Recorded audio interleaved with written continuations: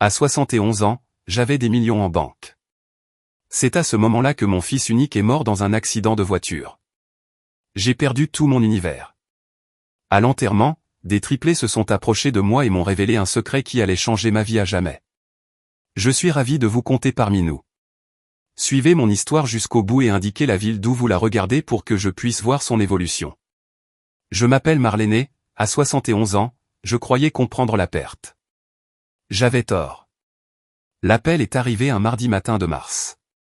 J'étais assise dans ma cuisine, la même où je préparais le petit déjeuner de Michael tous les matins jusqu'à son départ à 25 ans.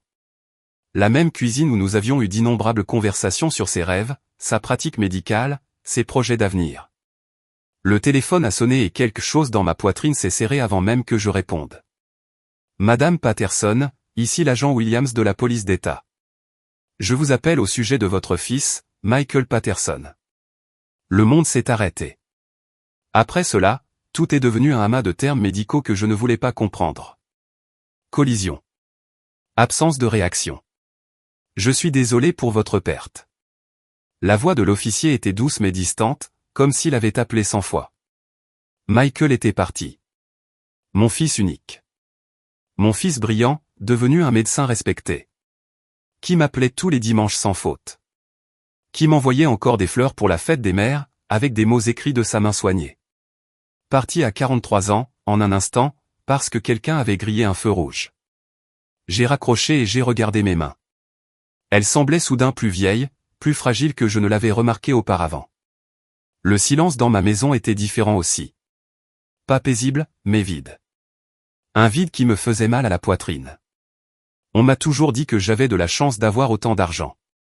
Mon défunt mari, Gérald, avait été un investisseur avisé, et j'avais géré nos économies avec soin après son décès il y a 8 ans. Nous avions des millions à la banque, une belle maison, tout ce que nous avions gagné toute notre vie. Mais à quoi sert l'argent quand la seule personne avec qui on voulait le partager est partie? Les préparatifs des funérailles se sont déroulés dans la confusion. Les collègues de Michael à l'hôpital ont tout organisé. Ils ont parlé de lui avec un profond respect, le qualifiant de dévoué et de compatissant. Ils ont évoqué ses longues heures de travail, les patients dont il s'occupait, et le fait qu'il semblait ne jamais prendre de temps pour lui. Il était toujours là pour aider quelqu'un. Le docteur Rodriguez m'a dit lors de la visite, toujours en retard, toujours prêt à tout donner. On plaisantait en disant que l'hôpital était sa seconde maison. J'ai hoché la tête et souri, acceptant leurs condoléances. Mais intérieurement, je me sentais coupable. Michael travaillait-il autant parce qu'il se sentait seul? Avais-je failli à son devoir de mère? On se parlait chaque semaine, mais maintenant je me demandais si c'était suffisant. Aurais-je dû lui rendre visite plus souvent? Aurais-je dû insister pour qu'il prenne des vacances? Trouver quelqu'un avec qui s'installer. Les funérailles ont eu lieu à Sainte-Marie, l'église même où Michael avait été baptisé. Les bancs étaient remplis de personnes dont il avait marqué la vie, collègues, patients, voisins. J'étais assise au premier rang, vêtue de la robe noire que j'avais achetée pour les funérailles de Gérald, espérant ne plus jamais avoir à la porter. Le père Martinez a magnifiquement parlé du dévouement de Michael à guérir les autres, de la façon dont il incarnait les plus belles qualités de la médecine et de la foi. J'essayais de me concentrer sur ses paroles, sur les cantiques, sur tout ce qui pouvait me réconforter, mais je ne pensais qu'au silence qui régnerait chez moi à mon retour. Après la cérémonie, nous nous sommes dirigés vers le cimetière de Greenwood. L'air d'avril était vif, avec un soupçon de printemps que Michael ne connaîtrait jamais. Je marchais lentement derrière le cercueil, soutenu par ma voisine, Madame Chen, qui avait insisté pour rester à mes côtés toute la journée. Au bord de la tombe, j'écoutais le père Martinez réciter les dernières prières. J'ai regardé la descente du cercueil de mon fils en terre, et j'ai senti quelque chose se briser en moi, un sentiment qui, je le savais, ne guérirait jamais complètement. Ce n'était pas censé se passer comme ça. Les parents ne sont pas censés enterrer leurs enfants. Alors que la foule commençait à se disperser, des gens se sont approchés de moi pour m'adresser leurs derniers mots de sympathie. J'ai serré des mains, accepté des accolades et remercié tout le monde d'être venu. La plupart des participants étaient déjà partis lorsque j'ai remarqué 3 petites silhouettes debout au loin, près d'un grand chêne. 3 petites filles identiques, âgées de 10 ou 11 ans peut-être, toutes vêtues de robes noires trop formelles pour des enfants de leur âge. Elles se tenaient l'une contre l'autre, main dans la main, le visage grave, d'une gravité qui semblait inadaptée à leur âge. Ce qui m'a le plus frappé, c'est la façon dont elle contemplait la tombe de Michael. Non pas avec la curiosité d'enfant, mais avec une tristesse sincère. Je l'ai regardée s'approcher lentement du monticule de terre fraîche, presque avec révérence. Chaque fille portait une fleur blanche, des marguerites, je crois. Elles les déposèrent soigneusement sur la tombe, une par une. Leur ressemblance était frappante. C'étaient clairement des triplés, avec les mêmes cheveux noirs, les mêmes yeux marrons sérieux, les mêmes traits délicats. Tandis qu'elles se tenaient là, silencieuses, j'entendis l'une d'elles parler d'une voix si basse que je faillis la manquer. « Au revoir, papa. » Ces mots me frappèrent comme un coup de poing. J'ai dû émettre un son, car les trois filles se tournèrent vers moi. Leur visage exprimait la surprise. Puis quelque chose qui ressemblait presque à de la peur. Sans un mot de plus, elles se retournèrent et coururent vers le parking, leurs petites mains toujours jointes. Je restai figé, les regardant disparaître derrière les voitures. L'avais-je imaginé? Un de ces enfants avait-il vraiment appelé Michael, papa? Mais c'était impossible. Michael n'avait pas d'enfant. Il n'avait même jamais été marié. Il me l'aurait dit, non? Madame Chen me tira doucement le bras. Marlène, ma chérie, il faut te ramener à la maison. Tu as eu une journée tellement longue. J'acquiesçai, mais continuai de regarder là où les filles avaient disparu. Tu as vu ces enfants, lui ai-je demandé. Quels enfants, chérie? Les trois petites filles. Elles étaient là il y a un instant. Madame Chen regarda le cimetière désormais vide avec inquiétude. Je ne vois personne, ma chérie. Il n'y a que nous maintenant. Peut-être que le chagrin me jouait des tours. Peut-être avais-je imaginé tout ça. Mais en retournant à la voiture, je ne pouvais me défaire de l'image de ces trois visages identiques ni de cette petite voix qui disait « Au revoir, papa ». Ce soir-là, j'étais assise seule dans mon salon, entourée de fleurs de condoléances et de plats mijotés offerts par les voisins. La maison était incroyablement silencieuse. Je repensais sans cesse à la journée, à la cérémonie, aux personnes qui avaient partagé leurs souvenirs de Michael, mais mon esprit revenait sans cesse à ces trois petites filles. Si Michael avait eu des enfants, ne le saurais-je pas? Ne les aurait-il pas amenés lui rendre visite, présentés à leur grand-mère? L'idée était absurde. Et pourtant, je repensais à toutes ces nuits où Michael travaillait, à toutes ces conférences auxquelles il assistait, à toutes ces fois où il semblait distrait pendant nos appels téléphoniques. Y avait-il quelque chose qu'il ne me disait pas? Une partie de sa vie qu'il avait cachée? La partie rationnelle de mon esprit insistait sur le fait que je cherchais des mystères là où il n'y en avait pas. Le deuil pouvait vous faire voir des choses, imaginer des liens qui n'existaient pas. Ces enfants n'étaient probablement même pas présents aux funérailles de Michael. Peut-être se rendaient-ils sur une autre tombe à proximité. Mais même en essayant de me convaincre, je ne pouvais oublier la façon dont ils avaient contemplé sa tombe. Le soin avec lequel ils avaient déposé ces fleurs, et cette voix si faible et si triste, disant au revoir à quelqu'un qu'ils aimaient visiblement. En éteignant les lumières et en montant me coucher, j'ai pris une décision. Demain, je retournerai au cimetière. J'avais besoin de comprendre ce que j'avais vu, même si cela impliquait de découvrir que mon chagrin m'avait fait imaginer des choses irréelles. Car si ces enfants étaient liés à Michael, si mon fils avait des secrets que j'ignorais, alors peut-être, je n'étais pas aussi seul au monde que je le pensais. Je n'ai pas dormi de la nuit. Chaque fois que je fermais les yeux, je voyais ces trois petits visages. J'entendais ce murmure, « Au revoir, papa ». À l'aube, j'étais convaincu que je perdais la tête. Le deuil peut avoir cet effet sur les gens, non? Il leur fait voir, entendre des choses qui n'existent pas vraiment. Mais je ne pouvais pas m'empêcher d'aller au cimetière. J'ai commencé à y aller tous les matins, juste après le petit déjeuner. Au début, je me disais que je rendais visite à Michael, que j'apportais des fleurs fraîches, que je lui parlais comme certains le font sur les tombes. Mais en réalité, je cherchais ses enfants. Pendant une semaine, je n'ai vu que des jardiniers, de temps en temps, quelques personnes âgées. J'ai commencé à penser que j'avais tout imaginé. Peut-être que Madame Chen avait raison. Peut-être que le stress et le chagrin m'avaient joué des tours. Puis, le mercredi suivant, je les ai revus. Il était environ 10 heures du matin, et j'étais agenouillé près de la tombe de Michael, arrangeant les tulipes jaunes que j'avais apportées. Le jaune avait toujours été sa couleur préférée. En me relevant, en époussetant mes genoux, j'ai aperçu un mouvement près du chêne où je les avais aperçus. Trois petites silhouettes en uniforme scolaire, jupe bleu marine, chemise blanche et cardigans assortis. Elles marchaient lentement vers la tombe de Michael, comme avant, chacune portant une fleur. Cette fois, je les voyais plus distinctement à la lumière du matin. C'étaient des triplés identiques, d'une dizaine d'années, aux cheveux châtains foncés tirés en queue de cheval soignée. Leur visage était sérieux, presque solennel.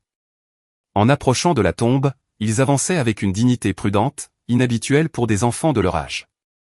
Je restais immobile, craignant que le moindre mouvement ne les effraie à nouveau. Je les regardais déposer leurs fleurs des œillets rouges cette fois sur la terre fraîche. Chaque fille resta silencieuse un moment, comme pour réciter une prière personnelle. Puis la fille au milieu prit la parole, d'une voix à peine plus forte qu'un murmure. « Tu nous manques, papa. Tante Margaret dit que tu es au paradis maintenant. » Mon cœur s'arrêta. Il était de nouveau là. Papa. Ce n'était pas mon imagination. J'ai dû bouger ou émettre un léger bruit, car les trois filles ont soudain levé les yeux et m'ont vu. Leurs yeux se sont écarquillés de surprise, et pendant un instant, nous sommes toutes restées figées, les yeux fixés sur la tombe de mon fils. Celle qui avait parlé a fait un petit pas en avant. Elle avait l'expression la plus sérieuse des trois, et quelque chose dans sa posture suggérait qu'elle était la chef. « Tu es la maman de papa ?» demanda-t-elle avec hésitation. Je ne pouvais pas parler. J'ai simplement hoché la tête, la gorge trop serrée pour parler. Les trois filles ont échangé des regards, une communication silencieuse s'est établie entre elles. Puis la même fille a repris la parole. « Je m'appelle Faith », dit-elle d'une voix polie mais prudente. « Voici mes sœurs, Hope et Joy. Nous étions les filles de papa. » Hope et Joy. Les noms m'ont frappé comme une révélation. J'ai regardé chaque fille plus attentivement, essayant de voir Michael dans leur visage. Maintenant que je cherchais, je pouvais voir la ressemblance, la forme de leurs yeux, la façon dont elles inclinaient la tête pour réfléchir. Comme Michael autrefois. « Quel âge as-tu » réussis-je à demander. « 10 ans, répondit Faith pour les trois. On aura 11 ans en septembre. 10 ans. Michael aurait eu 33 ans à leur naissance. J'ai essayé de me remémorer cette époque, de me rappeler s'il y avait eu des signes, des changements dans son comportement, mais tout semblait si normal dans mon souvenir. « Où habites-tu » demandai-je doucement. Les filles échangèrent un nouveau regard, plus inquiets cette fois. « Avec tante Margaret » dit finalement Faith. « C'est elle qui prend soin de nous maintenant. »« Et où est tante Margaret aujourd'hui ?»« Elle est au travail. Elle fait le ménage dans les bureaux du centre-ville. On est censé être à l'école, mais... » La voix de Hope s'éteignit. « Mais on voulait rendre visite à papa » conclut Joy doucement. C'était la première fois que je l'entendais parler, et sa voix était plus douce que celle de ses sœurs, presque musicale. J'ai regardé ces trois beaux enfants, apparemment les filles de mon fils, et j'ai ressenti un mélange d'émotions que je ne pouvais même pas nommer. Joie, confusion, colère de ne pas les avoir connus, chagrin d'avoir vu Michael partir avant que je puisse les rencontrer. « Tante Margaret sait que tu es là » demandai-je. Faith secoua la tête. Elle a dit qu'on ne devrait plus venir. Elle a dit que c'était trop triste. Mais on devait se dire au revoir, ajouta Hope. On n'y est pas parvenu avant qu'ils ne partent au paradis. Je me suis agenouillé pour être à leur hauteur. Comment ça, tu n'as pas pu leur dire au revoir? Papa était censé venir nous voir ce week-end-là, expliqua Joy, les yeux remplis de larmes. Mais tante Margaret a reçu un appel et s'est mise à pleurer en nous annonçant que papa avait eu un accident. Le week-end de l'accident. Michael avait annulé notre dîner dominical habituel cette semaine-là, prétextant une chose importante à faire, quelque chose qui ne pouvait pas attendre. Tu voyais souvent ton papa, demandai-je prudemment. Un week-end sur 2, dit Faith. Et parfois, il nous emmenait au parc après l'école. Il nous apprenait à faire du vélo et à faire des crêpes. Il nous lisait aussi des histoires, ajouta Hope. De très belles histoires de princesses et de dragons. Et il nous apportait toujours des cadeaux, dit Joy avec un petit sourire. Rien de spécial, juste des petites choses, des livres de coloriage et des rubans pour les cheveux, et une fois un puzzle de 100 pièces. J'ai senti les larmes monter. Ces enfants aimaient visiblement Michael, et il avait fait partie de leur vie d'une manière que j'ignorais. Comment avait-il réussi à garder ce secret pendant 10 ans? Pourquoi ne t'a-t-il jamais invité à me rencontrer, ai-je demandé, sans vraiment vouloir entendre la réponse. Les filles se regardèrent, incertaines. Il a dit, commença lentement Fête. Il a dit que tu étais encore très triste de la mort de grand-père Gérald, et qu'il ne voulait pas que tu sois encore plus triste. Cela n'avait aucun sens. Gérald était mort 8 ans plus tôt, et même si j'avais été en deuil, je n'avais jamais été du genre à m'isoler de la vie. Michael le savait. A-t-il dit autre chose à mon sujet, insistai-je doucement. Il a dit que tu étais la meilleure maman du monde, dit Hope avec sérieux, et qu'un jour, quand le moment serait venu, nous te rencontrerions et que tu nous aimerais aussi. Les larmes sont venues, impossible à retenir. Mon fils avait des enfants, 3 magnifiques filles, et il me les avait cachées pour des raisons que j'ignorais, et maintenant ils n'étaient plus là. Et ces petites filles étaient aussi perdues que moi. Je t'aurais aimé, murmurai-je. Je t'aurais tellement aimé. Fête s'est approchée et, à ma grande surprise, m'a tapoté la main d'un air gêné. Ce n'est rien, a-t-elle dit avec son sérieux habituel. Papa a dit que parfois, les adultes doivent faire des choix difficiles pour protéger ceux qu'ils aiment. Avant que je puisse lui demander ce qu'elle voulait dire par là, j'ai entendu une voix de femme qui m'appelait de l'autre côté du cimetière. Foi, espérance, joie, que faites-vous ici?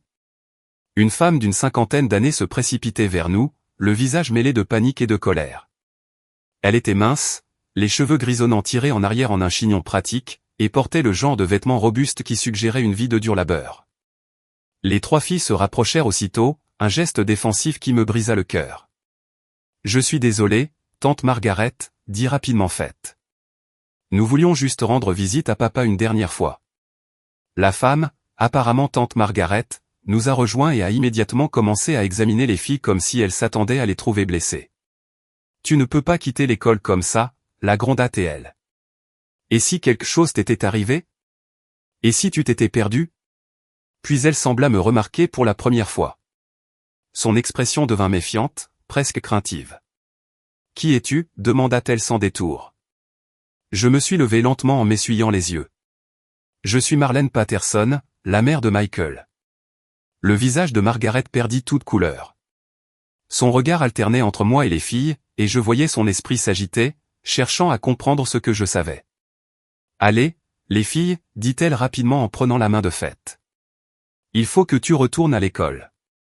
Attendez, dis-je en m'avançant. S'il vous plaît, je viens de les découvrir.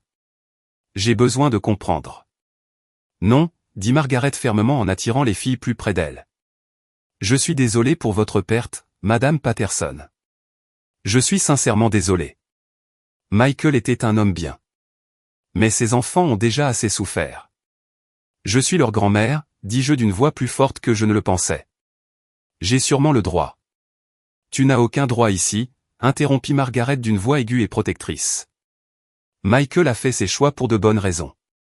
Ne rends pas les choses plus difficiles qu'elles ne le sont déjà. Elle s'éloigna rapidement, suivie à contre-cœur par les 3 filles. Mais Fête se retourna pour me regarder, son jeune visage empli de confusion et de tristesse. Est-ce qu'on te reverra? Cria-t-elle. Avant que je puisse répondre, Margaret les avait précipités dans une vieille berline bleue et était partie, me laissant seul à côté de la tombe de mon fils avec plus de questions que jamais. Cette nuit-là, j'étais assis dans ma cuisine avec une tasse de thé que je ne pouvais pas boire, essayant de donner un sens à ce que j'avais appris. Michael avait 3 filles, 3 fillettes de 10 ans qu'il appelait « papa » et lui apportait des fleurs sur sa tombe. Elles vivaient chez une certaine tante Margaret, qui semblait terrifiée à l'idée que j'apprenne leur existence. Michael leur avait dit que je portais encore le deuil de Gérald, qu'il me protégeait de quelque chose qui me rendrait encore plus triste. Tout cela n'avait aucun sens. Qui avait-il de triste à avoir des petits-enfants? Qui avait-il de si terrible pour que Michael se sente obligé de me cacher ses propres filles toute leur vie? J'ai repensé aux paroles de Fête.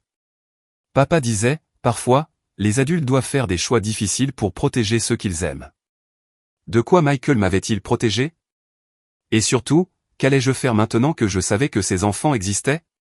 Une chose était sûre, je ne pouvais pas faire comme si je ne les avais jamais vus. C'étaient les filles de Michael, ce qui faisait d'elles mes petites filles. Elles étaient la seule famille qui me restait au monde. D'une manière ou d'une autre, j'allais découvrir la vérité. Et d'une manière ou d'une autre, je trouverais un moyen de faire partie de leur vie. Que tante Margaret le veuille ou non, je ne pouvais pas laisser passer ça.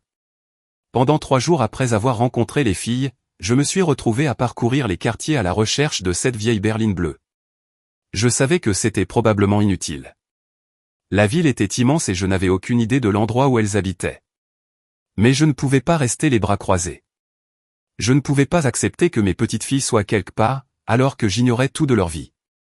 Samedi matin, j'ai décidé d'essayer une approche différente. Je me suis rendu à l'immeuble de Michael, pensant que quelqu'un là-bas pourrait peut-être savoir quelque chose sur les filles. Le gérant de l'immeuble, Monsieur Torres, avait bien voulu vider les affaires de Michael après les funérailles. Madame Patterson, m'a-t-il dit en me voyant dans le hall. Comment allez-vous? Je me débrouille, dis-je, même si ce n'était pas tout à fait vrai. Monsieur Torres, j'ai une question à vous poser. Michael a-t-il déjà eu des visites? Des enfants, peut-être? Son expression devint prudente. Eh bien, normalement, je ne discuterai pas des affaires privées des locataires. S'il vous plaît, dis-je, c'est important. Je pense qu'ils font peut-être partie de la famille. Il jeta un coup d'œil dans le hall vide, puis baissa la voix. Il y avait 3 petites filles qui passaient parfois. Toujours très polies, très calmes. Elles étaient généralement accompagnées d'une femme plus âgée, pas jeune, peut-être la cinquantaine. Mon cœur s'emballa. À quelle fréquence venait-il me rendre visite? Toutes les 2 semaines, je dirais. Le docteur Patterson venait les chercher parfois, ou il venait ici. Ils n'ont jamais causé de problème. Des enfants adorables. Savez-vous quelque chose sur la femme qui est avec eux? Monsieur Torres secoua la tête. Elle restait discrète, mais elle avait toujours l'air fatiguée, si vous voyez ce que je veux dire. Comme si elle portait un lourd fardeau. Cette description correspondait à celle de la femme qui s'était présentée comme tante Margaret. J'ai remercié Monsieur Torres et je suis parti, avec l'impression de rassembler peu à peu les pièces d'un puzzle que je ne comprenais pas encore. Cet après-midi-là, j'ai pris une décision qui n'était probablement pas tout à fait rationnelle. Je suis retourné au cimetière et j'ai attendu. Si les filles avaient déjà séché les cours pour aller voir Michael, peut-être recommenceraient-elles.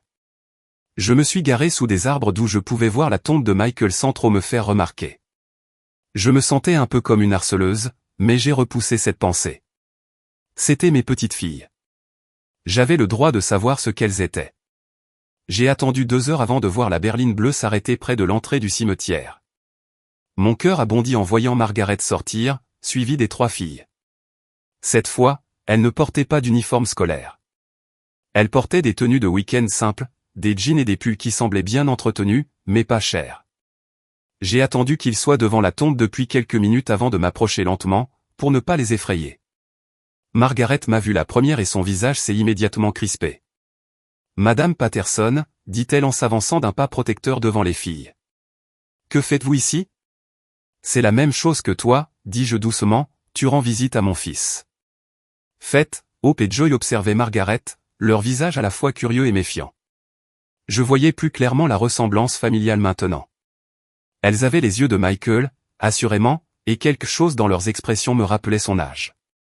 On a apporté des fleurs à papa, dit Joy doucement en tenant un petit bouquet de fleurs sauvages variées. On les accueillit nous-mêmes. Elles sont magnifiques, dis-je sincèrement. Je suis sûr qu'il les adorerait. Margaret restait tendue, prête à partir à tout moment, mais je lisais quelque chose dans son expression. De l'épuisement peut-être, ou de la résignation. Elle ressemblait à une femme qui essayait de gérer trop de choses à la fois. Margaret, dis-je prudemment, pourrions-nous parler quelques minutes? Il n'y a rien à dire, répondit-elle.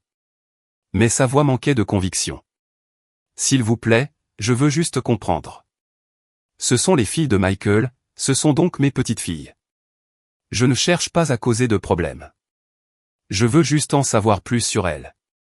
Les filles écoutaient chaque mot, leur jeune visage sérieux. Faites s'avança légèrement. Tante Margaret, dit-elle doucement, on devrait peut-être lui parler. Papa disait toujours qu'elle était gentille. Margaret baissa les yeux vers Fête et je vis sa résolution vaciller. Elle resta silencieuse un long moment, puis poussa un profond soupir. Pas ici, dit-elle finalement. Il y a un restaurant rue Maple, O'Malley's. Tu connais? J'ai hoché la tête. Je peux vous y retrouver. Accordez-nous 10 minutes, dit Margaret. Et Madame Patterson. Cela ne signifie pas que les choses ont changé.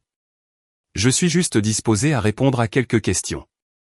20 minutes plus tard, je me retrouvais assis dans une banquette en vinyle usé en face de Margaret, tandis que Fête, Hope et Joy partageaient une assiette de frites et de milkshake au chocolat. Le restaurant était presque vidant ce samedi après-midi, ce qui nous laissait l'intimité nécessaire pour discuter. « Depuis combien de temps t'occupes-tu d'eux » demandai-je doucement. Margaret remuait distraitement son café. « Depuis la mort de leur mère. Presque 4 ans maintenant. 4 ans. » J'étais choqué. Leur mère est morte alors qu'ils n'avaient que 6 ans. Margaret hocha la tête. Sarah était ma sœur. Elle avait des problèmes, surtout de santé. Michael l'a aidée du mieux qu'il pouvait, mais quand elle est décédée, il n'y avait plus personne d'autre. J'ai regardé les 3 filles qui riaient doucement d'une phrase murmurée par Joy. Elles semblaient plutôt heureuses, mais je percevais une certaine prudence dans leur comportement, comme si elles avaient l'habitude de ne pas trop attirer l'attention. « Quel genre de problème de santé ?» demandai-je. L'expression de Margaret redevint réservée. « Ce n'est pas vraiment. Écoutez, Madame Patterson, je comprends que vous vouliez en savoir plus à leur sujet, mais certaines choses sont privées. Je suis leur grand-mère, dis-je en essayant de garder une voix calme. S'il y a des problèmes de santé dont je devrais être informé. Tu n'es pas leur grand-mère, l'interrompit sèchement Margaret. Légalement, pas du tout. Michael n'a jamais épousé Sarah. Il les a aidés à subvenir à leurs besoins, oui. Et il aimait ses filles plus que tout. Mais tu n'as aucun droit sur elles. Les mots me blessèrent, mais je percevais la peur derrière le ton dur de Margaret. Elle protégeait les filles de la seule manière qu'elle connaissait. Je n'essaie pas de te les enlever, dis-je doucement. Je vois que tu les aimes. Mais Margaret, j'ai 71 ans. Michael était mon unique enfant. Ces filles sont la seule famille qui me reste. Margaret m'a regardé un long moment, et j'ai vu quelque chose changer dans son expression. Peut-être avait-elle perçu la solitude dans ma voix. Ou peut-être était-elle simplement lasse de porter seule toutes ses responsabilités. Sarah avait une maladie génétique, dit-elle finalement d'une voix à peine plus forte qu'un murmure. Quelque chose qui affecte les muscles et les affaiblit avec le temps. C'est rare et héréditaire. Mon estomac se serra. J'observais les 3 filles, scrutant leur visage, leurs mouvements. Elles semblaient en bonne santé, mais je réalisais que je ne savais pas quoi observer. Les filles l'ont aussi, ai-je demandé. Les yeux de Margaret se remplirent de larmes. 2 d'entre eux le sont. Espérance et joie. La foi semble être claire, mais nous n'en serons sûrs que lorsqu'ils seront plus grands. J'avais l'impression que l'air avait été aspiré hors de la pièce. Mes 2 petites filles avaient hérité d'une maladie génétique qui affaiblissait leurs muscles avec le temps. C'est grave, murmurai-je. C'est gérable avec des soins adaptés, de la kinésithérapie, des médicaments, un suivi, mais c'est cher. Vraiment cher. Michael participait aux frais médicaux, mais maintenant, elle n'avait plus besoin de finir. Michael était parti, et elle essayait de tout gérer seule.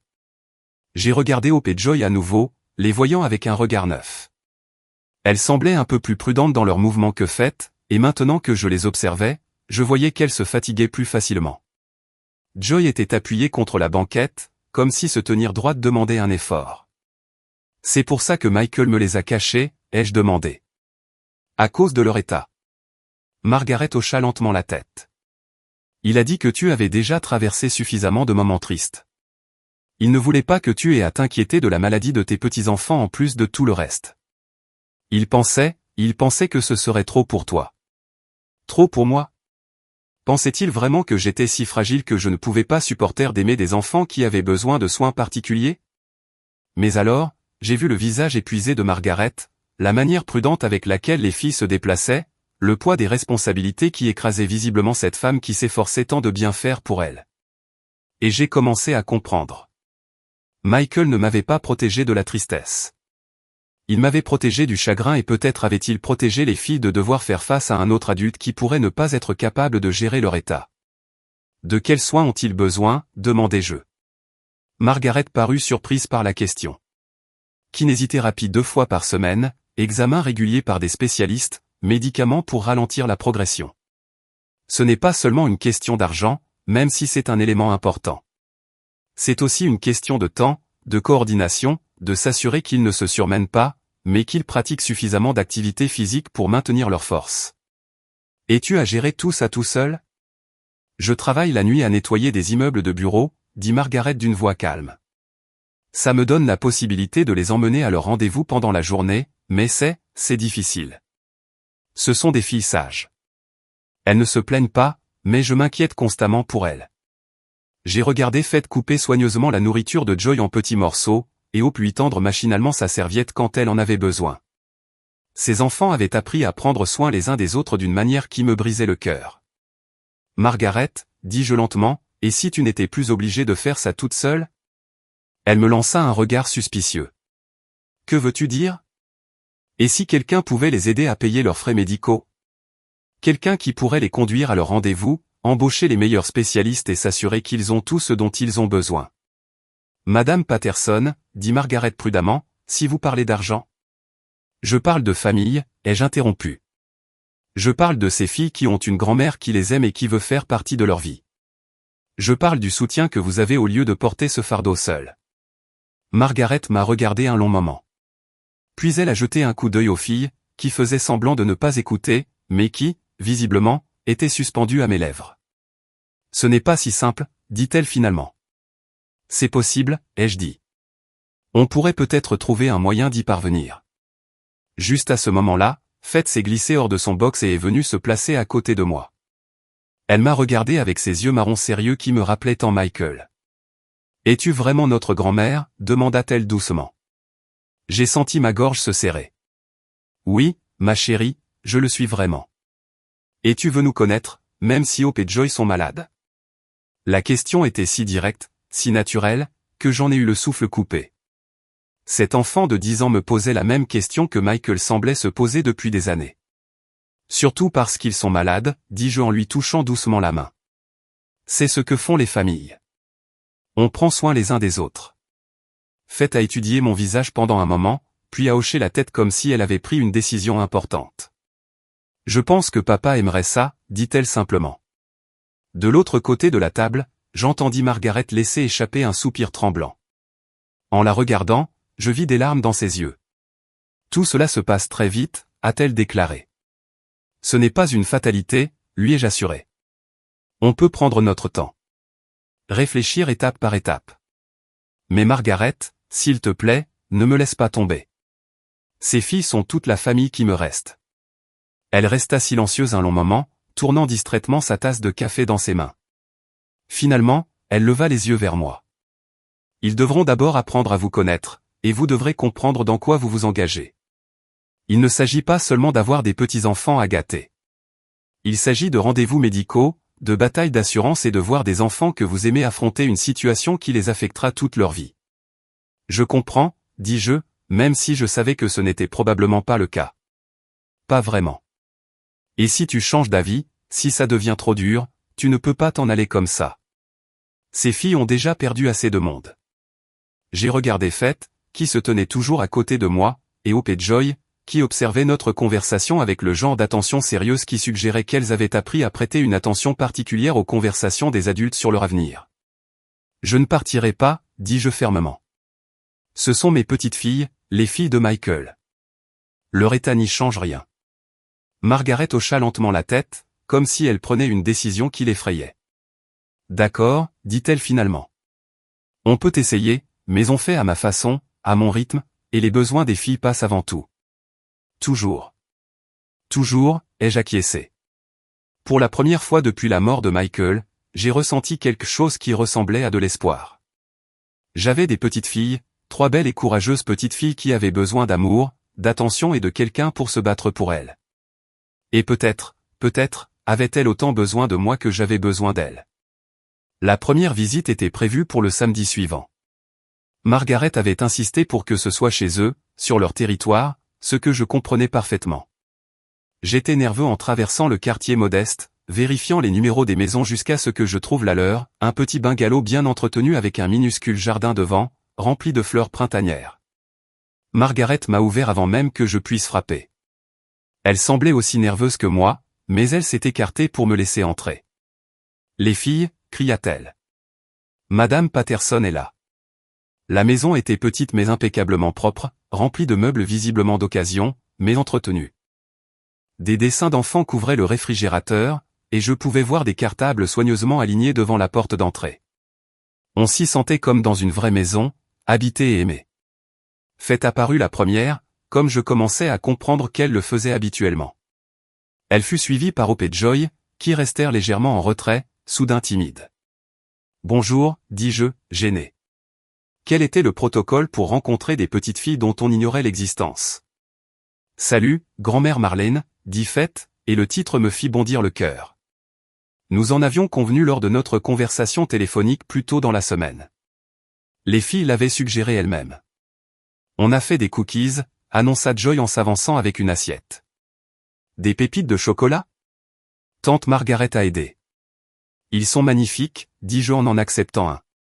Ils étaient légèrement de travers et contenaient probablement trop de pépites de chocolat, mais ils étaient délicieux. Margaret fit un geste vers le salon. Voulez-vous vous asseoir ? Les filles voulaient vous montrer des choses. Nous nous installâmes sur le canapé, Fête d'un côté et Hope de l'autre, tandis que Joy se blottissait dans le fauteuil en face de nous. Margaret resta debout, observant attentivement. On t'a fait un livre, dit Hope en sortant une création en papier cartonné maintenue par du fil. Il parle de notre famille. Je l'ouvris avec précaution. La première page représentait un homme portant le nom « Papa » en lettres de crayon. Il était grand et mince comme un clou, avec des cheveux bruns et un grand sourire. La page suivante montrait 3 petites filles se tenant la main, leurs noms inscrits au-dessus de chaque personnage. C'est nous quand on avait 7 ans, expliqua Fête en désignant le dessin. C'est à cette époque qu'on a tous appris à faire du vélo. Papa nous l'a appris au parc. En tournant les pages, je voyais leur vie se dérouler en dessin au crayon et au feutre. Il y avait maman, une femme aux longs cheveux noirs qui apparaissait dans les premières pages, mais qui disparaissait au bout d'un moment. Il y avait tante Margaret en tenue de travail, toujours les bras grands ouverts comme pour serrer quelqu'un dans ses bras. Et il y avait Michael, présent sur presque toutes les photos, leur apprenant à cuisiner, leur lisant des histoires, les poussant sur des balançoires. Papa m'a dit que tu habitais loin, dit Joy tandis que j'observais un dessin de Michael et des 3 filles autour d'un gâteau d'anniversaire. Mais qu'un jour on te rencontrerait peut-être. Je n'habitais pas loin, dis-je doucement. Je ne savais juste pas pour toi. Mais j'aurais aimé. J'aurais adoré vivre tous ces merveilleux moments. Hope s'appuyait contre mon bras tandis que nous continuions à lire. Elle était plus petite que ses sœurs, remarquai-je, et semblait se fatiguer plus facilement. Même assise, elle restait contre moi, comme si se tenir debout demandait un effort. « Es-tu vraiment riche ?» demanda soudain Fête avec la franchise propre aux enfants. La foi, gronda Margaret. Mais j'ai levé la main. Ce n'est pas grave. Oui, je suppose. Ton grand-père et moi étions très économes et, à sa mort, il m'a laissé une bonne fortune. Papa disait que les riches n'aiment pas toujours les pauvres, répondit Joy d'un ton neutre. Mais il disait que tu n'étais pas comme ça. Ton père avait raison, dis-je, même si je me demandais quelles expériences avaient poussé Michael à avoir cette conversation avec eux. Avoir de l'argent ne rend pas quelqu'un meilleur ou pire que quelqu'un d'autre. Cela signifie simplement que chacun a des responsabilités différentes. Quel genre de responsabilité ? Demanda Hope d'une voix endormie. Je réfléchissais à la manière de l'expliquer à un enfant de 10 ans. Eh bien, si vous avez plus que ce dont vous avez besoin, je pense que vous devriez aider les gens qui n'en ont pas assez, comme vous 3 qui prenez soin les uns des autres. Fête hocha la tête sérieusement. C'est logique. Nous avons passé l'heure suivante à feuilleter les albums photos que Margaret avait sortis. Il y avait des photos des filles à différents âges, toujours ensemble, souvent avec Michael. Je l'ai vu leur apprendre à jardiner, les emmener aux zoos et au musée, les aider à faire leurs devoirs à la table de la cuisine. Ce qui m'a le plus frappé, c'est son air heureux sur ces photos. Il y avait dans son visage une légèreté qui, je le savais, lui manquait lors de nos visites ces dernières années. Non pas qu'il ait semblé malheureux en ma compagnie, mais il y avait quelque chose de différent dans ces photos, une joie totale et spontanée. Ils vous aimaient tous beaucoup, dis-je en étudiant une photo de Michael avec les 3 filles empilées sur lui, tout le monde riant. Il a dit qu'il nous aimait autant que toutes les étoiles du ciel, a dit Joy, et que même lorsque nous ne pouvions pas le voir, il pensait toujours à nous. J'ai senti les larmes me menacer et j'ai cligné des yeux pour les retenir. Ce n'était pas le moment d'être triste. Au fil de l'après-midi, j'ai remarqué des choses qui confirmaient ce que Margaret m'avait dit sur l'état de Hope et Joy. Elles se fatiguaient plus vite que Fête et leurs mouvements étaient légèrement moins coordonnés. Lors d'un jeu de saut, Hope a dû s'arrêter et se reposer au bout de quelques minutes. Les mains de Joey tremblaient légèrement lorsqu'elle se concentrait sur son coloriage. Mais ce qui m'a le plus impressionné, c'est le naturel avec lequel Faith prenait soin de ses sœurs. Elle s'assura qu'Hope avait un oreiller derrière le dos. Elle aida Joy avec le crayon qui lui posait problème, et elle le fit sans en faire tout un plat. Ses enfants avaient appris à former une équipe d'une manière à la fois belle et déchirante. Vers 16 heures, l'énergie de Joy sembla s'essouffler complètement. Elle se blottit sur mes genoux sans demander mon avis, comme si c'était la chose la plus naturelle du monde. Quelqu'un commence à se fatiguer, observa Margaret. Je ne suis pas fatigué, protesta Joy, mais ses yeux étaient baissés. C'est normal d'être fatigué, ma chérie, dis-je en lui caressant les cheveux. Ils étaient fins et doux, comme ceux de Michael quand il était petit. Tu nous racontes une histoire, demanda Hope en se blottissant contre elle sur le canapé. J'ai regardé Margaret, qui a hoché la tête. Quel genre d'histoire aimerais-tu? Parle-nous de quand papa était petit, demanda Faith. Je me suis donc retrouvé à partager des souvenirs d'enfance de Michael. Je leur ai raconté comment il ramassait des insectes dans des bocaux, à ma grande horreur. Comment il avait un jour essayé de donner un bain à notre chat et s'était trempé. Comment il avait appris à cuisiner en montant sur une chaise à côté de moi dans la cuisine, affirmant qu'il était assez grand pour m'aider. Les filles écoutaient avec une attention soutenue, surtout quand je leur parlais de la détermination de Michael à devenir médecin après que notre voisin, un homme âgé nommé Monsieur Peterson, ait eu une crise cardiaque. Papa a dit qu'il voulait aider les gens à se sentir mieux, dit Hope d'une voix somnolente. Il a vraiment aidé les gens, lui ai-je assuré. C'était un médecin formidable et un père formidable pour vous trois. Quand j'ai eu fini mes histoires, Joy s'était endormie sur mes genoux. Margaret s'est approchée doucement. Je devrais la coucher pour une sieste, murmura-t-elle. Puis-je la porter?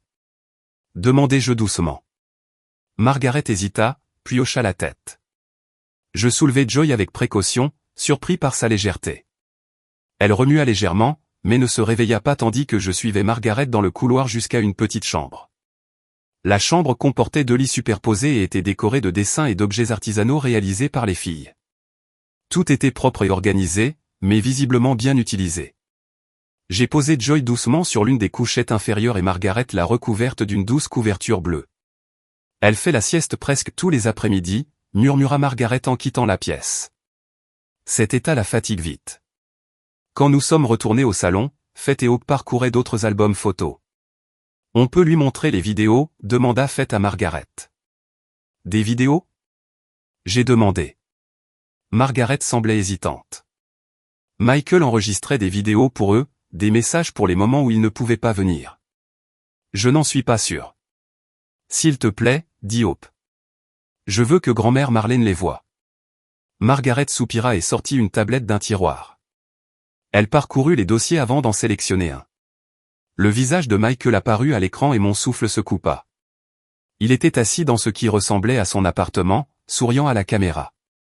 Salut mes belles filles, dit sa voix enregistrée.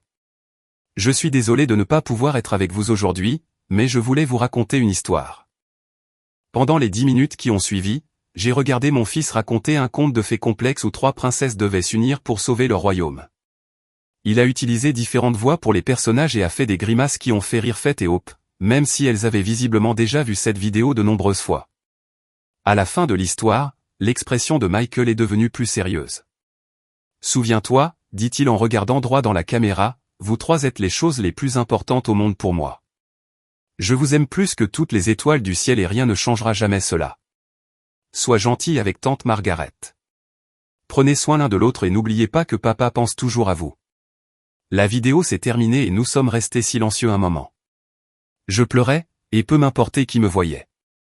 Il a fait beaucoup de vidéos, dit Hope doucement, pour les moments où il nous manquait trop. C'était un bon papa, ajouta Faith en s'appuyant contre mon épaule. Oui, j'ai réussi à dire qu'il l'était. Margaret s'est assise en face de nous et, pour la première fois depuis que je la rencontrais, elle semblait moins sur ses gardes. C'est dur pour moi, a-t-elle admis. J'ai été leur seul univers pendant 4 ans. L'idée de les partager me fait peur. Je ne veux pas te les enlever, dis-je. Honnêtement, je vois combien tu les aimes et combien ils t'aiment. Mais Margaret, ce ne serait pas plus facile si tu avais de l'aide? Elle resta silencieuse pendant un long moment. Leur prochaine série de rendez-vous médicaux approche. Hope doit voir le neurologue. Et Joyer doit passer son évaluation en kinésithérapie. La compagnie d'assurance conteste une partie de la prise en charge. Et si je m'en occupais? Ai-je proposé. Et si on leur offrait les meilleurs médecins, les meilleurs soins, sans se soucier des assurances ni des coûts? Je ne peux pas te laisser payer pour tout, dit Margaret. Ce n'est pas juste pour toi. Ce n'est pas une question d'équité, ai-je dit. C'est une question de famille. Ces filles sont les filles de Michael. Ce sont mes petites filles. Prendre soin d'elles, c'est quelque chose que je veux faire. Fête avait écouté notre conversation avec l'attention sérieuse qu'elle semblait accorder à tout. Tante Margaret, dit-elle doucement, ce serait peut-être bien d'avoir de l'aide. Tu es vraiment fatiguée ces derniers temps. Margaret regarda Fête avec surprise, et je réalisai que ses enfants étaient bien plus conscients des difficultés des adultes que nous ne le souhaitions probablement. Nous ne voulons pas que tu sois triste et fatiguée tout le temps, ajouta Hope. Peut-être que grand-mère Marlène pourrait t'aider à te soulager. En voyant ces deux petites filles s'efforcer de prendre soin de la femme qui s'occupait d'elles, j'ai senti un changement dans ma poitrine. Il ne s'agissait pas seulement d'avoir des petites filles, ni même d'honorer la mémoire de Michael. Il s'agissait d'une famille qui avait besoin d'aide, et j'avais les ressources pour la lui apporter. Et si on commençait petit? Ai-je suggéré. Et si j'aidais pour la prochaine série de rendez-vous, juste pour voir comment ça se passe? Margaret regarda Fête et Hope, qui hochèrent la tête d'un air encourageant. Puis elle me regarda avec une expression mi-espoir, mi-peur. Ok, dit-elle finalement. On peut essayer. Alors que je m'apprêtais à partir cet après-midi-là, Joy s'est réveillée de sa sieste et a insisté pour m'accompagner jusqu'à la porte. Les trois filles m'ont serré dans leurs bras pour me dire au revoir, et Fête m'a glissé un petit papier dans la main.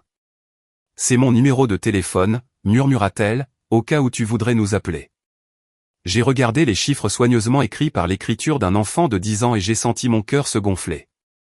J'adorerais t'appeler, murmurai-je en retour. En rentrant chez moi, j'ai repensé à tout ce que j'avais appris ce jour-là.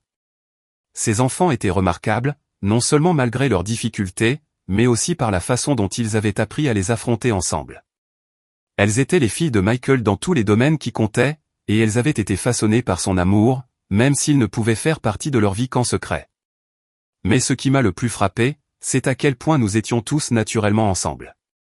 Cela ne semblait ni gênant ni forcé. C'était comme une famille. Ce soir-là, j'ai appelé le numéro que Fête m'avait donné. Margaret a répondu, et quand j'ai demandé à parler aux filles, elle m'a tendu le téléphone sans hésiter. Grand-mère Marlène. La voix de Joyer résonna dans le haut-parleur, pleine d'excitation. Tu es bien rentrée? Oui, ma chérie. Merci pour ce merveilleux après-midi. Tu reviendras nous voir, demanda Hope. Je te l'ai promis aussi souvent que tu voudras. Et je le pensais. Quels que soient les défis à venir, les rendez-vous médicaux, les batailles avec les assurances et les jours difficiles qui nous attendaient, j'étais déterminé à faire partie de la vie de ces filles.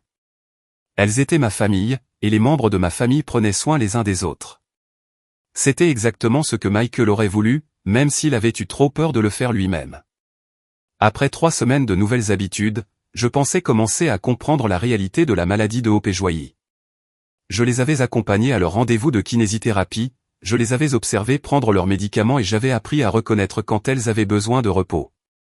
J'avais même commencé à me renseigner sur leur type spécifique de dystrophie musculaire, essayant de mieux comprendre ce à quoi nous étions confrontés. Mais je n'étais pas préparé à ce que le docteur Chen nous a dit lors de ce que je pensais être un examen de routine. Je dois discuter de certains résultats d'examen, dit-elle en s'installant derrière son bureau, tandis que Margaret, les filles et moi étions assises dans la salle d'examen exiguë. Hope et Joy coloriaient tranquillement sur des chaises à côté de nous, tandis que Fête, protectrice, était assise entre ses sœurs. Les tests génétiques que nous avons effectués le mois dernier nous ont donné des informations importantes, a poursuivi le docteur Chen, sa voix soigneusement mesurée. Comme nous le soupçonnions, Hope et Joy portent les marqueurs génétiques de la maladie musculaire, mais il y a autre chose. Margaret se pencha en avant, le visage tendu. Quel genre d'autre chose? La progression semble plus agressive que prévu. Sans intervention, les deux filles pourraient connaître d'importants problèmes de mobilité au cours des prochaines années. La pièce semblait silencieuse, à l'exception du léger grattement des crayons sur le papier. J'avais l'impression de ne plus pouvoir respirer correctement. Quel genre d'intervention? Ai-je réussi à demander. Il existe un programme de traitement expérimental à Johns Hopkins, a expliqué le Dr Chen. Il donne des résultats prometteurs pour les enfants atteints de cette variante génétique spécifique, mais il est intensif. Les filles devraient y rester plusieurs mois, voire plus. Pendant des mois, la voix de Margaret n'était plus qu'un murmure. Je ne peux pas. Je n'ai pas les ressources pour ce genre de... Le programme couvre la plupart des frais médicaux, explique le docteur. Chen l'interrompit gentiment. Mais il y aurait des frais de subsistance, une perte de salaire, la logistique d'un déménagement temporaire. Je regardais Hope et Joy, toujours concentrés sur leur cahier de coloriage, inconscientes qu'on discutait de leur avenir. Faith, quant à elle, avait arrêté de colorier et écoutait attentivement. Que se passerait-il s'ils ne recevaient pas ce traitement? Demandai-je, même si j'avais peur de la réponse. La maladie continuera de progresser. Ils auront probablement besoin d'un fauteuil roulant d'ici 5 ans, voire plus tôt, leur espérance de vie. Le docteur Chen hésitait. Elle serait considérablement réduite. Margaret émit un petit bruit brisé. Je tendis la main et la pris, la sentant trembler dans la mienne. Mais avec le traitement, j'appuyai. Les premiers résultats sont très encourageants. Certains enfants ont montré une nette amélioration. Chez d'autres, la progression de la maladie s'est complètement arrêtée. Ce n'est pas un remède, mais cela pourrait leur apporter des décennies de mobilité et d'indépendance supplémentaires. Faith avait maintenant complètement posé son crayon et fixait le médecin avec ses yeux marrons sérieux. Tu parles d'espoir et de joie, demanda-t-elle doucement. Le docteur Chen regarda Margaret, qui hocha la tête à contre-cœur. Nous avions convenu dès le début que les filles devraient participer à des discussions sur leur santé, adaptées à leur âge. Oui, ma chérie. Nous parlons d'un programme spécial qui pourrait les aider à rester forts plus longtemps. Devrait-il partir, demanda Faith, et j'entendis la peur dans sa voix. Pendant un certain temps, oui, mais pas seuls. Ils auraient besoin de quelqu'un à leur côté. Faith regarda Margaret avec une expression bien trop mature pour une enfant de 10 ans. Tante Margaret ne peut pas s'absenter du travail aussi longtemps. Faith, commença Margaret. Mais Faith continua avec l'honnêteté brutale d'une enfant qui a appris à affronter les dures réalités. Et de toute façon, on n'a pas les moyens. Je t'ai entendu au téléphone avec la compagnie d'assurance la semaine dernière. Hope leva les yeux de son livre de coloriage, soudainement consciente que quelque chose de grave se passait. Est-ce que Faith et moi allons tomber encore plus malades? Joy, corrigea Hope machinalement. Tu parlais de toi et Joy, n'est-ce pas?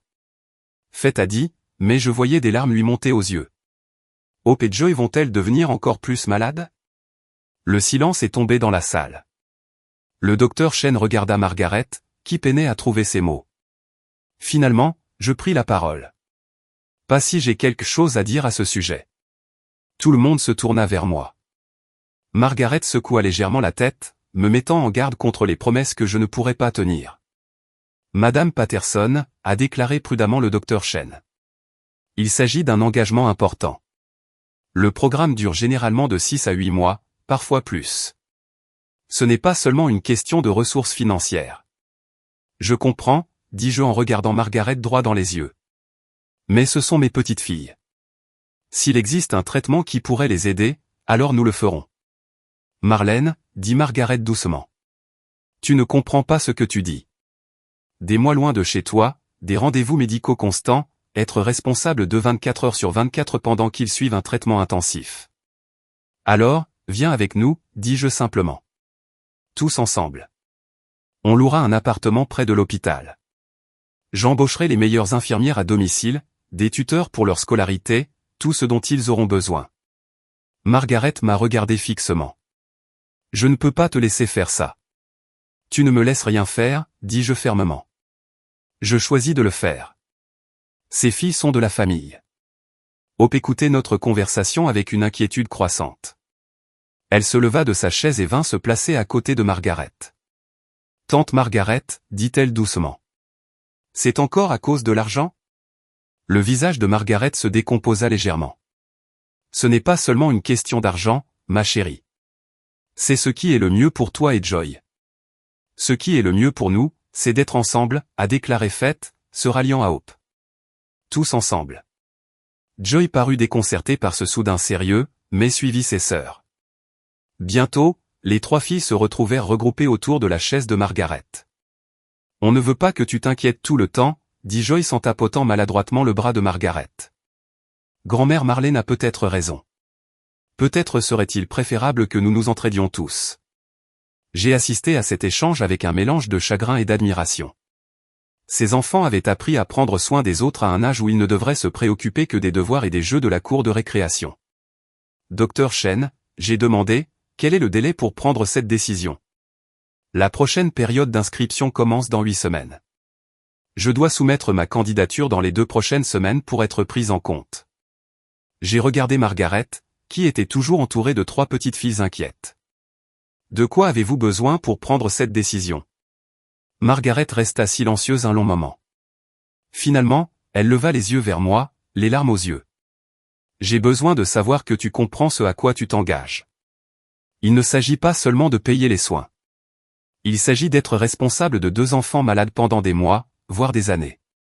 Il s'agit de les voir lutter contre des procédures douloureuses et des revers, tout en trouvant le moyen de garder le moral. Et il s'agit de fait, poursuivit-elle en regardant le 3e triplet. Elle aura aussi besoin de soutien. De voir ses sœurs traverser cette épreuve. Elle aura besoin de se sentir aussi importante que lui, même si ce n'est pas elle qui est malade. Je me suis agenouillé pour être au niveau des yeux des 3 filles. Foi, espoir, joie, ai-je dit. Sérieusement, si on fait ça, ça va être dur parfois. Il y aura des jours où espoir et joie se sentiront mal, et des jours où nous serons tous effrayés ou tristes. Mais nous y ferons face ensemble, en famille. Resterons-nous tous ensemble, demanda Fête. Chaque jour, je le promettais. Même quand c'est dur, a demandé Hope. Surtout quand c'est dur. Joy, qui était inhabituellement silencieuse, s'est soudainement avancée et m'a serré fort dans ses bras. Je ne veux pas tomber encore plus malade, murmura-t-elle contre mon épaule. Tu ne vas pas devenir plus malade, dis-je fermement en la serrant contre moi. Nous allons lutter contre ça de toutes nos forces. Plus tard dans la soirée, de retour chez Margaret et les filles au lit, Margaret et moi nous sommes assises à sa table de cuisine avec des tasses de thé. Aucune de nous ne buvait. Il y a autre chose que tu dois savoir, dit doucement Margaret à propos de la raison pour laquelle Michael les gardait secrets. J'ai attendu, sentant que c'était important. Sarah n'est pas seulement morte d'une maladie génétique. Elle s'est suicidée. Les mots m'ont frappé comme un coup physique. Quoi ? Elle ne supportait plus de voir les filles commencer à présenter des symptômes. Elle était terrifiée par leur avenir. Terrifiée à l'idée qu'elles aient hérité de sa maladie. Un soir, elle n'en pouvait plus. Je fixais Margaret, en train de traiter cette information. Les filles l'ignorent. Elles pensent qu'elle est morte des suites de complications liées à sa maladie, ce qui est techniquement vrai. Mais Michael était dévasté. Il se reprochait de ne pas avoir vu à quel point sa dépression s'était aggravée. C'est pour ça qu'il ne m'en a pas parlé, dis-je, la compréhension m'envahissant. Il avait peur que je ne puisse pas le supporter non plus. Margaret hocha la tête. Il a dit que tu avais déjà perdu ton mari. Que tu n'avais pas besoin de te préoccuper de la maladie de tes petits-enfants. Il essayait de protéger tout le monde. J'ai pensé à mon fils qui portait ce secret pendant des années, essayant de soutenir ses enfants et leur mère tout en me protégeant de ce qu'il considérait comme une douleur insupportable. Il avait tort, ai-je fini par dire. Pas à propos de la douleur de Sarah. Elle était réelle et terrible. Mais il avait tort à mon sujet. Je les aurais aidés. J'aurais été là pour eux tous. Peut-être, dit Margaret. Mais tu ne peux pas lui en vouloir d'essayer de te protéger. C'est à ça que ressemble l'amour parfois, faire des choix difficiles pour épargner ceux qu'on aime. J'étais assis dans cette petite cuisine en pensant aux vidéos secrètes de Michael pour les filles, à la manière prudente dont il avait structuré leur vie pour leur donner de la stabilité tout en les gardant séparés de moi, à la façon dont il avait travaillé des heures supplémentaires pour payer leurs soins médicaux sans jamais dire un mot sur la pression financière. Margaret, j'ai finalement dit que je voulais suivre ce programme de traitement, non pas parce que je me sens coupable des choix de Michael, mais parce que ces filles méritent toutes les chances que nous pouvons leur donner. Elle m'a regardé pendant un long moment. Cela va complètement changer votre vie. Vous passerez du statut de veuve aisée et sans responsabilité à celui d'aidante à temps plein de 3 enfants, dont 2 ont de graves besoins médicaux. Ma vie a changé dès que je les ai vus sur la tombe de Michael, ai-je dit. Depuis, tout a été une question de comment faire pour que ça marche. Margaret sourit pour la première fois depuis que nous avions quitté le cabinet du médecin. D'accord, dit-elle, allons-y et donnons à ces filles toutes les chances possibles. En rentrant chez moi ce soir-là, je pensais à la conversation qui nous attendait avec les filles, à la logistique de notre déménagement à Baltimore pendant des mois, aux défis que nous allions rencontrer. Mais surtout, je pensais à la petite voix de Joy qui murmurait « Je ne veux pas être plus malade », et à ma propre réponse, si forte. « Tu ne vas pas être plus malade. » J'avais fait une promesse à mes petites filles et j'avais l'intention de la tenir. Quoi qu'il en coûte, quel que soit le temps, quel que soit le prix, nous nous battrions pour leur avenir. C'est ce que Michael aurait voulu. C'est ce que ces courageuses petites filles méritaient. Et c'est ce que fait une famille. Nous sommes là les uns pour les autres, surtout quand les enjeux sont importants.